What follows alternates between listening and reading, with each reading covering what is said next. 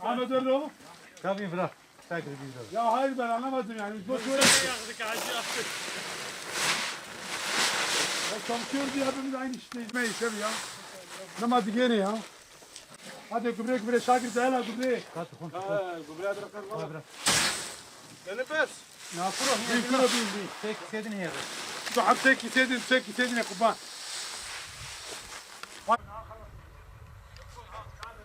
Pamuk ekmiştik. Pamuğu kaldırdık. Pamuğun yerini hemen sürdükten sonra da yağmurlar başlamadan önce buğdaylarımızı ekiyoruz. Buradan başladık.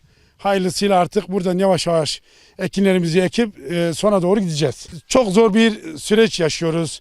Gübreyi alıyoruz, çok yüksek bir fiyatla alıyoruz. Şu anda ben yaklaşık 50 tona yakın bir gübre aldım. Gübrenin tonu 2.650.000 liraya aldım. Peşin tık para. Mazot malum belki sizler de biliyorsunuz. 6,5 milyara yakın, 6,5 milyona yakın bir fiyat çıktı mazotun. Yani gerçekten çiftçilik çok zor. Hele her şeyi bıraktık da değerli arkadaşlar. Yani elektrik olayı tamamen çiftçiliği bitirdi. Yani şu anda mevcut bulunduğumuz bu tarlanın içinde ben 400 dönüm arazinin toplam sadece ve sadece mısır için ödeyeceğim para yaklaşık 80 milyar para. Yani ben şu anda şu 4 tane traktörümü görüyorsunuz. Bu traktörleri aldık. Az önce mazotum geldi, fişte ben de. Sadece 4 tane traktörün yakıtını aldım değerli arkadaşlar. Hemen iyi ki de geldiniz dedik. Burada zaten göstereyim arkadaşlarıma. Şimdi 06.11.2019 tarihi itibariyle 385 litre mazot aldım değerli arkadaşlar. 4 tane traktöre. Yani bu traktörler sabahleyin tarlaya geldiğimde dolu olarak getirdim. Saat işte yaklaşık 2,5-3 civarı tekrar yakıt doldurdum. Yakıtı 385 litre 4 tane traktöre aldım. 2 milyar 352 TL yakıt aldım. Sabahleyin de bu rakamla aldım. Yani yaklaşık 6 milyar civarı 350 dönümlük bir tarlaya yakıt almış oldum. Allah rızası için vallahi çok zor durumdayız. Yani biz şu anda bu tarlayı ekmemizin tek amacı kendi dededen kalma bir arazimizin olması münasebetiyle mecburen ekiyoruz. Yani böyle nadasa bırakamayız burayı. Yani karımız kalmadı. Gerçekten kalmadı.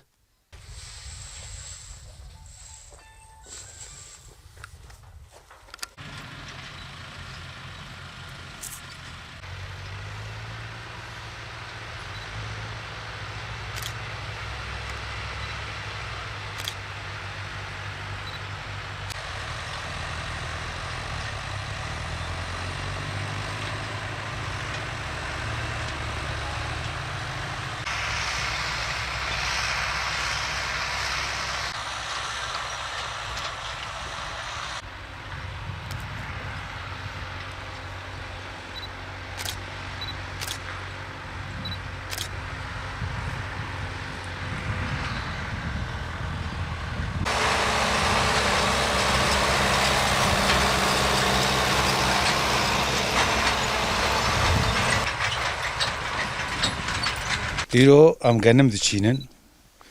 Genimê xwe dawên erdê zaten wekî duruma me çiftçiya çal. Duruma me çiftçiya ne baş. Genim buhayı, gübre buhayı, mazot buhayı, elektrik zaten nayık şandınç derdê. Derd berte daşê. Emayê derdê me ça, derdê me derdê ev.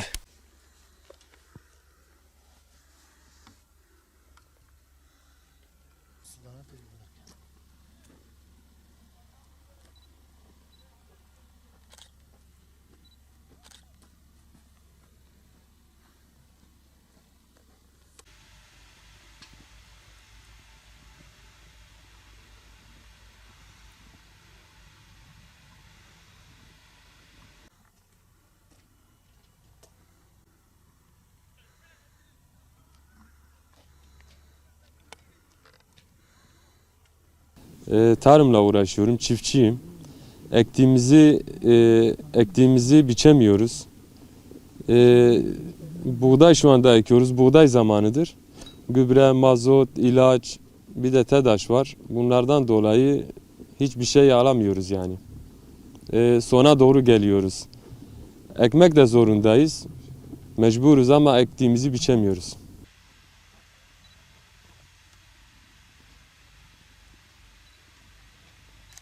Em eser عردان em karkerin em zeriatçinin xwediye ardanin ve sala kon salan van ardadiçinin le ev çend sal bişûn de tiştek em jê tiştek em davênê tiştek em diçînin em nema jê hiltînin em dewsa wê nema dadigirin ji ber mazot gübre ceriyan evana pir li ser me giran bûne tiştek em dixêne em nema jê distînin ev zeriat jî ji ber bişûn didere pa ji dere hindik mayîk nemînin derdê me çîka me ev e.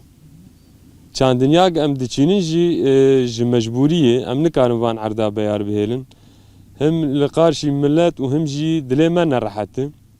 Ev erda delal ev axa delal em diçînin lê em tiştê diçînin em jê hilnînin em deyndar derdikevin valayê.